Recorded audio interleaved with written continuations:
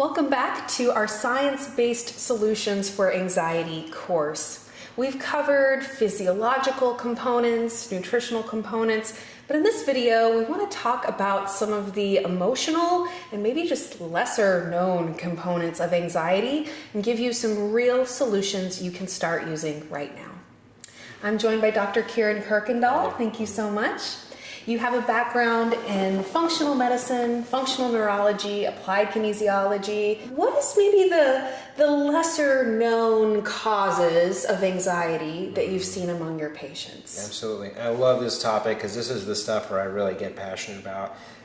When I was in Austin practicing, I had a practice for the last decade. I saw over 40,000 patient visits, and I started to realize all of these patients, these kids, these adults, the elderly, the man and woman coming in, most of the core problems that they're dealing with is beyond the functional medicine. It's beyond, there's a disease that's beyond the diagnosis, right? Mm-hmm. And one of the biggest things is, and we call it emotional states, but I like to call it your consciousness and where your consciousness is at. So people come in, hey, I'm really, dealing with all this stuff. I'm in the real estate market. I'm trying to make all these sales and make this money and chase the tiger around all day long and pick up the kids. So give me a pill that's going to fix me and tell me what my blood work says. And it's like, I actually, after thousands and thousands of people, a year ago decided to travel, to really go and do some deeper research for myself, the journey within myself. I knew I had to go on the path first. Like, if you're going to go on a journey, you don't want to just go off with some schmuck. You want to go with somebody that's actually been there. And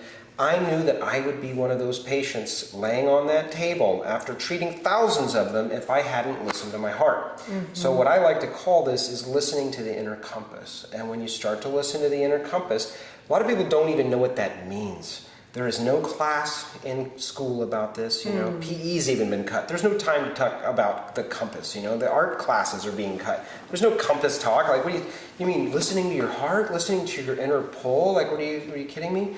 And people think that's ridiculous. You need to go to work, get a SEP IRA, have 2.5 kids, a house that you can't afford, and then you're going to be happy.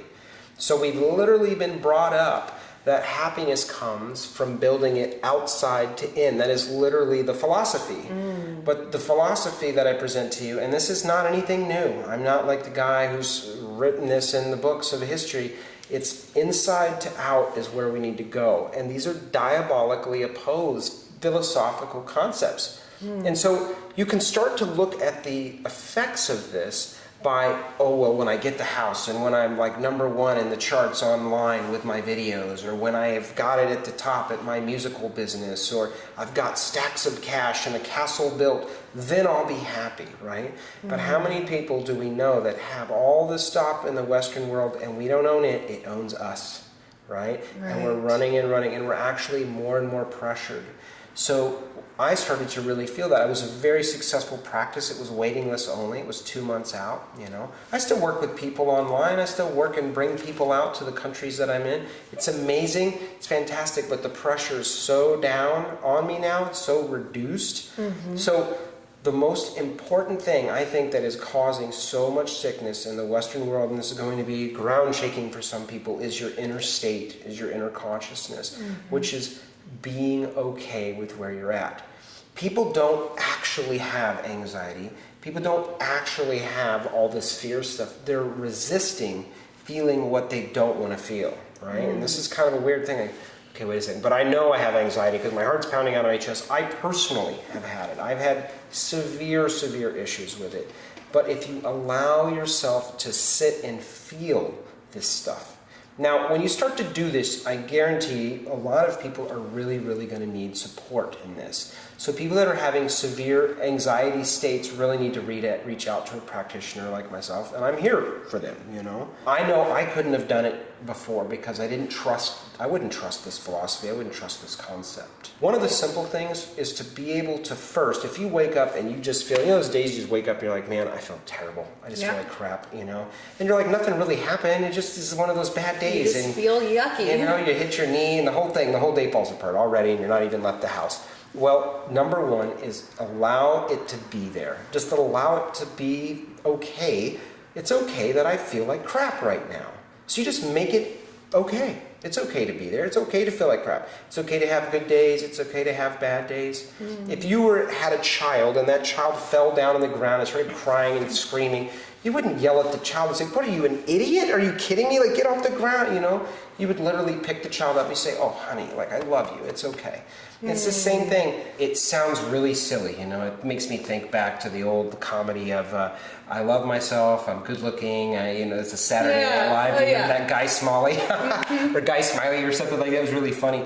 But this is really, okay, if you turn back the hands of time on our modern society, not long ago it was the Wild West and we were living in the Western days, right? And you turn it back a little further and we're in different time periods, you know, you're talking the cavemen, you know, you're talking about colonial era, you're talking about the Renaissance. A little further back, we're talking the Vikings, you know, and we're just even however long ago in the 20s, we're talking about the Great Depression.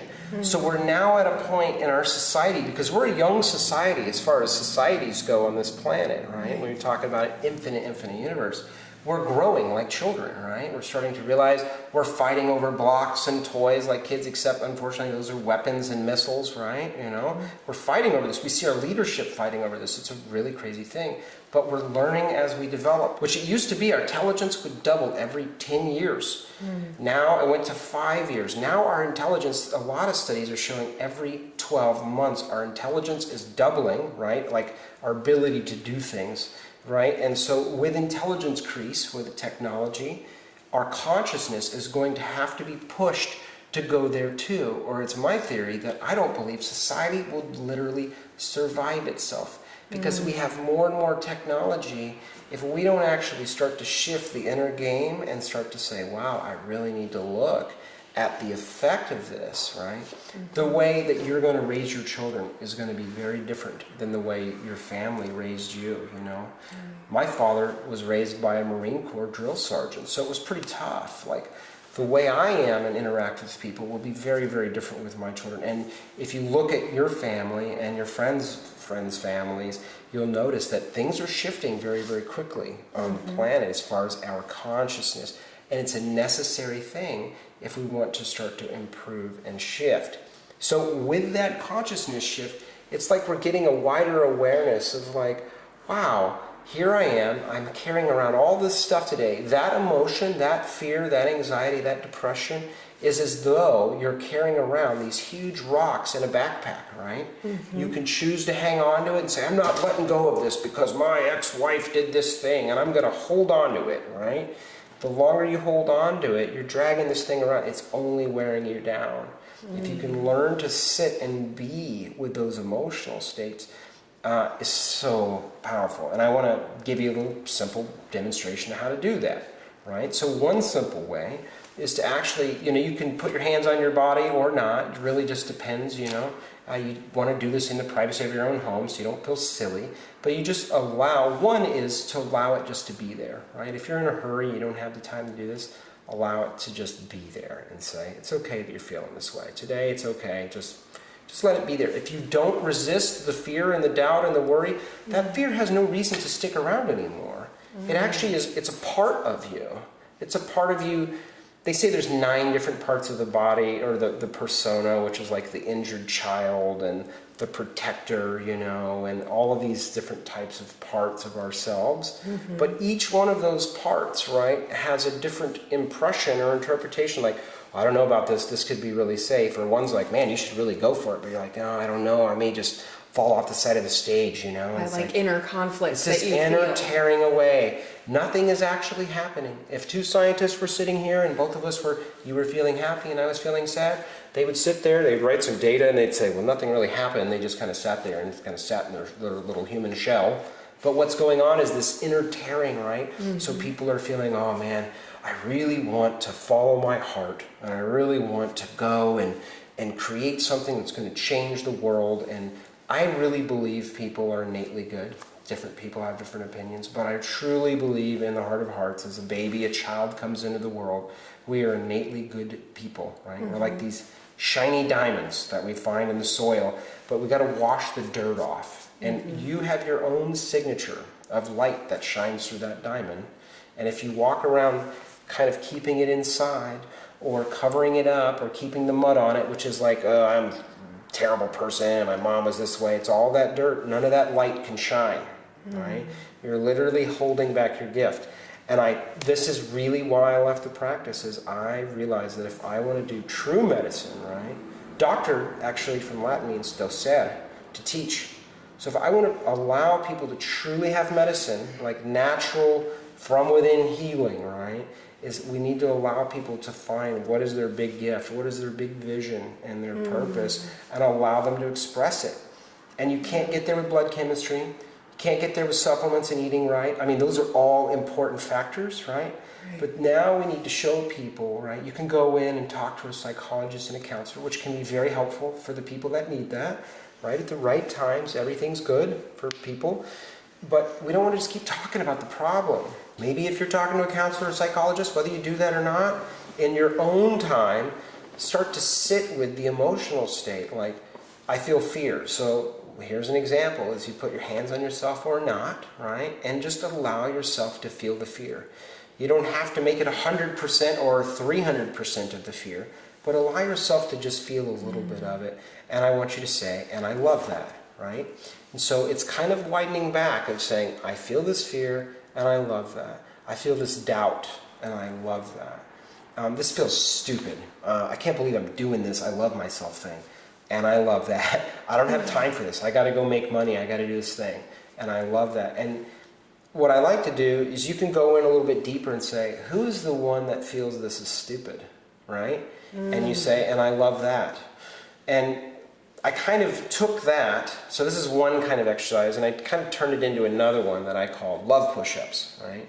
This is where you really get on the treadmill and you start to do the exercise of starting to actually love yourself. Because when you start to love yourself, all of this stuff where you're trying to create your happiness from once you have this big, beautiful home, you'll be happy. I've treated so many thousands of patients with jets and even, like in fancy homes and stuff. They're not deeply, profoundly happy. They're actually really, they're not happy, and they get to this point. It's like Jim Carrey. I wish everybody could reach this level of income and celebrity so they know that this is not the answer. I don't know if you've heard him say that, but it's fantastic because it's true. Well, right? yeah, and I think, if you've watched any of the dozens and dozens of documentaries about your favorite rock star, your favorite actor, your favorite celebrity, the common trend in almost all of them is that those people are completely miserable, and they end up, dying of a drug overdose or all manners of things. And it just, that really made me see, like, oh yeah, it's not the feeling that, oh, when I make it, oh, when I get this, oh, when I'm at the top of the real estate of my town or whatever. We kind of reach out for all of these either physical things, oh, when I have the best car, oh, when I have the biggest house. We reach out for these goals or whatever, and like you said earlier, you have that feeling that, like, oh, well, once I achieve this, I'm going to be happy.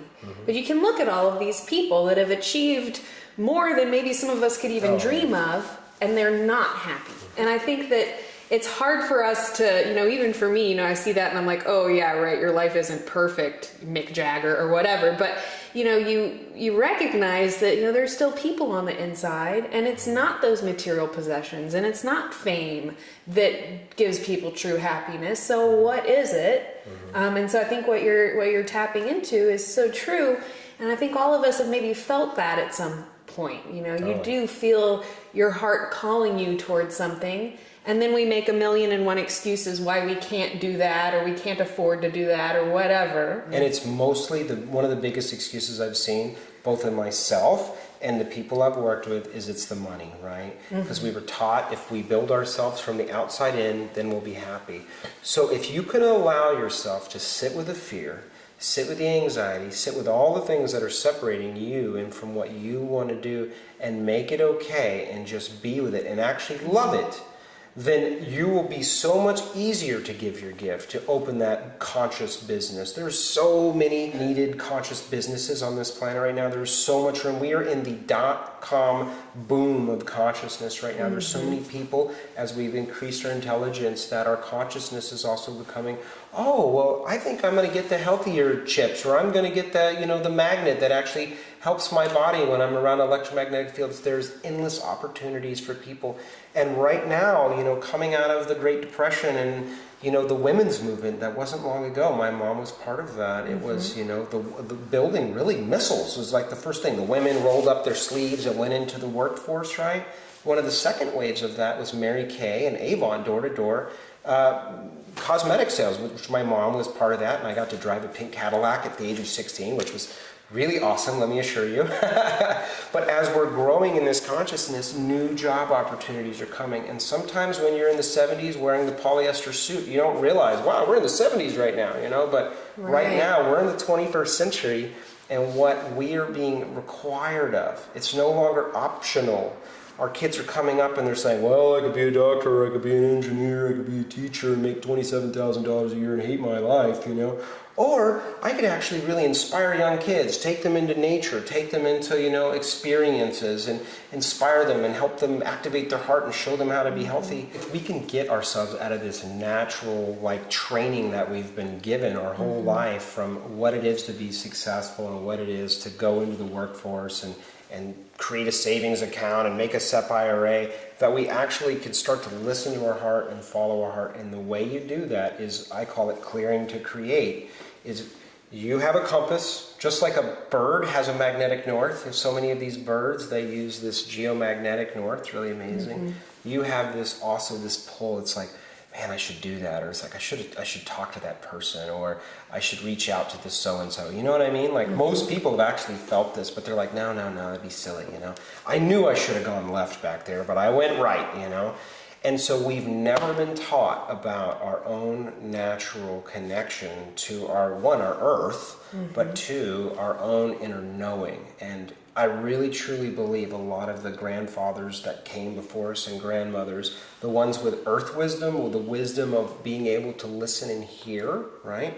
Some people call it their body, some people call it spirit, some people call it God, some people call it purpose. It really doesn't matter. It's all about coexistence with us humans, right? So it doesn't matter what you want to call it, as our limited amount of consciousness that us humans have, is that if you feel like this is what I'd love to do, I feel so expanded, but I gotta go to work, that is the stuff. So sit with those feelings of doubt, the feeling like I can't do it. And so I just want you to start to do the love push-ups, which if you'll say 5 minutes in the morning and or 5 minutes in the evening just to start, and you just sit there and you say, you just say, I love you, right? And you start to feel any of that, this is silly. I love that, Who's the one that feels silly? Oh, the one that's judging. Well, I love you. It's okay. And it's not a logical thought thing. It's not up here. And it's not like you're not saying it out loud. You don't have to do that, although if it feels good, you can. But I want you to feel and emote. We want to get people out of here and into the heart. And so when you start to sit with these things, you realize, this is just my fear. This is just my doubt. These are states of consciousness. Because two people can be sitting at dinner, one is in a terrible stress state, and one of them just feels like awesome, and just relaxed. And so it's really about how you're observing and how you're interacting with those feelings. Well, and I think that, so much of our kind of modern lives, it's so much in our head and it's fixated on material things or work or whatever. It's that judgmental part of us that rolls our eyes when we hear, positive affirmations or whatever like that. But I love that you're saying, you just sit with that. You observe the doubt and observe the judgment and say, I love you, judgmental voice in my head. This is a little unrelated, but, I was getting over a cold a couple weeks ago, and I was really sitting there with, I love you, my runny nose. I love you, my scratchy throat. I love you, my lungs that are so filled up with mucus right now that I can barely breathe. I love you, this pain that I feel in my jaw because my sinuses are working to try and heal me. And it actually made me feel better. I just, and it was this weird thing. And I started doing it every day. And it's just kind of changing the headspace. And maybe even, taking that mean judgmental voice and just, laughing in its face. Yeah, you can judge me all you want. Weird judgmental voice in my head. It doesn't matter. I'm going to sit here and say this. Well, we don't want to anyway. laugh at it, but we want to love it, because that part of us is an expression. Like so much of the destruction and upset in the world going on today is an external mirror. You're literally looking at yourself in the mirror when you see the wars and you see the battles and you see the fighting and all of these types of things. These are expressions of our there's not enough. I got to keep up and impress. I got to show nobody's ever going to take advantage of me like my parents did, or like that relationship did. So people walk around with all these hidden agendas and all of these identities that they don't even know. We don't even know that they're there. Like, you hear something great, so-and-so just did this thing and they had the presentation and they got the great job offer and now they're doing really great and they're happily ever after, and you're like, oh, that's really great for Johnny, and it's like, I'm terrible. And actually, I kind of like, yuck, I don't really like that person anymore because they make me feel bad inside. And these are what I would call hidden identities. They're parts of you that are like, really don't want to hear the good things about other people. An example that most people can relate to is Facebook. I hear tons of people actually getting off of Facebook or reducing their Facebook overload because they see all these people. Look at me on Instagram, look at me on Snapchat, look at me in this great place on this mountain, and people feel terrible because they're sitting at their job not fulfilling what they feel they're called here to do. And they're feeling, man, this was terrible. I feel really awful about all of this. And so people really, really beat on themselves, and people come in and they're not only sick in their body, but they're sick in their consciousness. There's a sickness, a great sickness in the Western world where we have everything. We have the most comfortable beds and people can't sleep. Like, what's going on there? We have more the healthy foods, but people aren't choosing that because, like myself, like we're all human, our bodies get into addiction. We get into addiction to alcohol, to tobacco, to sugar, to technology, dopamine, you name your thing, right? Everybody's got their poison, anywhere from donuts to heroin needles, right? And it's all a lack of love. You don't require less love and beat on yourself. You require more love. And what this opportunity is, when your body says, I feel terrible, I feel exhausted, I'm fat, I can't, there's a point where, people like Tony Robbins, is that moment where you're like, that's it, I'm doing it, or I quit, is this moment. Right. It's a deciding point where people say, I'm going to do this, right? That is the point where you say, I am totally lost, I'm totally stuck, and I'm totally unpleased with where I'm at. That is the best place, because when you're driving around in your GPS and it's taking you to some far off place, and you're like, oh no, honey, I know where I'm going. Just be quiet. And she goes, shit, go left, it's back. And it's like, at one point, finally, maybe your relationship, the person, usually the man, says, I'm lost. And then you can actually regroup and get on target with what you're here to do. And so I really want to say, time out, society. And this is what I did. I had a beautiful relationship. I had a beautiful practice and car. And, my identity really loved being the doctor. I loved being the one with the answers and all of this stuff. And I knew that in my heart it was saying, you know what? All that stuff that you had programmed you in society and everybody told you you'd be happy when you had all the stuff is kind of not true. So you got to go listen to your heart and go travel the world and go work with people and in cultures and far off lands. That's what I did, and I was terrified. I was super terrified. But there was moments where I'd be sitting on a beautiful beach in Mazunte, Mexico, where people are having margaritas and relaxing, and I'm over there like, freaking out, and I would just sit, and I would love that. And I would sit, and I'd say, and I'd love that. I'd love the fear. I love the fact, because these are doorways in our consciousness, right? You unlock one doorway, breakthrough. Woo, I did the thing. I knew I should do it. I was terrified. I almost vomited, but I did it. I pushed through. Right. But then there's another doorway, and it's the hero's journey. It's always going to be that way. Oh, I should talk to her. She's really amazing. This relationship. I want to start with this person. If the hero says, nah, I don't think I'm going to slay the dragon today, or I don't think I'm going to go and, conquer the bad guy or talk to that beautiful woman, the story closes, you set the book down. It's over, man. But if you say, I think I'm going to go for it. But the magic key is love. And the good thing is that each one of these doorways, you're going to open to another possibility subset. You open with that key, you're going to open to another. It literally is like doorway after doorway. Right. And the beautiful thing is that you can never lose the key. It's always the same. It's not going to change, and it's more love. And it seems super airy-fairy, especially in the world of medicine and functional medicine.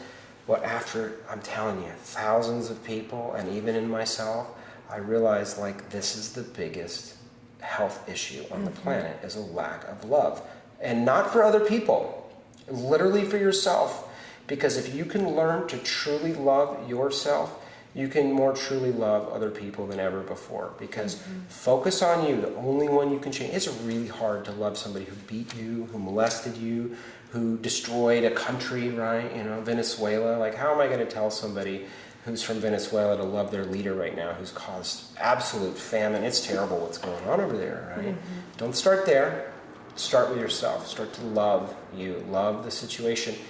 Because this is like a university, right? And I'll say one other thing is, you know, when my mom was passing away a few years ago, I got the call, and I was in California, which was thousands of miles, unfortunately, from Austin, Texas. And I'm sitting in this park, and I'm looking at all these little babies, you know, on people's shoulder, brand new little baby boys and girls, you know, some in strollers, you know. And then I would see these old man, you know, going by on a cane, and an old woman holding, you know, her husband's hand, you know, and they're in their 80s. And I'm like, this is like an airport for souls, you know. There's people coming and going all day long, and you know, the human question is, where do we go? And people have fought and bombed and, you know, warred over, you know, whose God is better. And we really ultimately, at the end of the day, we don't really know. And, you know, we'll all find out, right? Do you know what the number one cause of death is? Fear of death? People say like, oh, diabetes and cancer and heart disease. Birth. It's the number one. It's totally fatal. None of us get out of here alive. I mean, it's 100% fatal. And a lot of people don't realize this, but there's been 108 billion people that have lived and died on this planet. 108 billion people. And you're like, that doesn't actually sound right, because there's only like roughly 7.5, you know, approaching 8 billion now. But from the time of recorded history, 108 billion. Totally fatal disease, which is birth, right?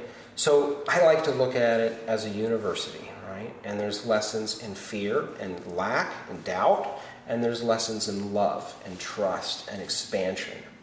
And at the end of the day, religion, philosophy, who knows? But on this journey, I had a moment in the Faroe Islands looking at the sunset, which is pretty much perpetual because the sun never goes down where I was at. It's pretty wild. And I was like, you know, I can either choose to serve, you know, destruction of myself and mankind, or I can choose to serve creation and growth and expansion and really share my heart and be willing to talk about this stuff, because humanity needs it. Because the truth is, you know, this is a university. And you open up that lecture book, and that terrible boyfriend, that relationship, that thing that happened is the biggest gift, the biggest blessing, if you say, from a widened back perspective of a more conscious human being, as we're getting more conscious, man, actually this person taught me to love myself, you know? Okay, I'm done with that class. Organic chemistry, that's terrible. Let's get on to the more love lessons, all right? Yeah.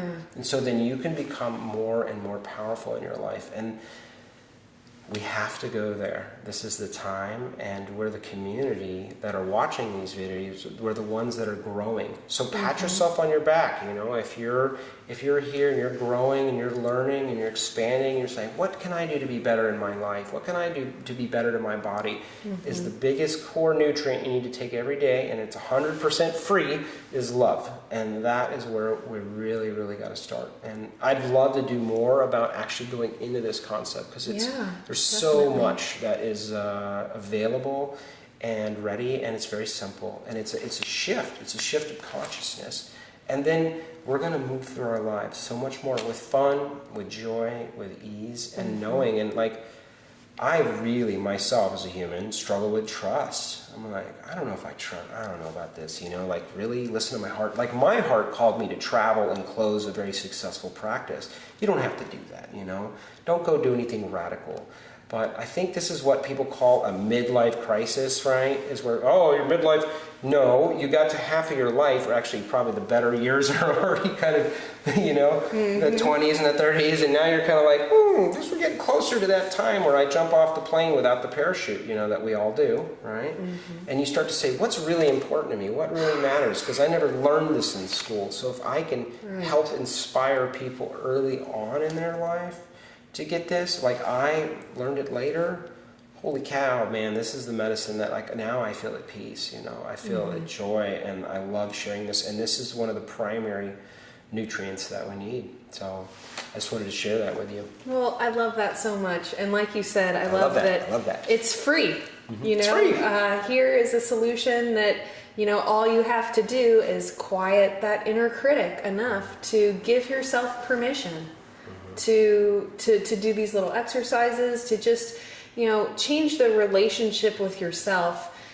Something that kind of came up to me as you were talking, about going through the doors and opening the different keys.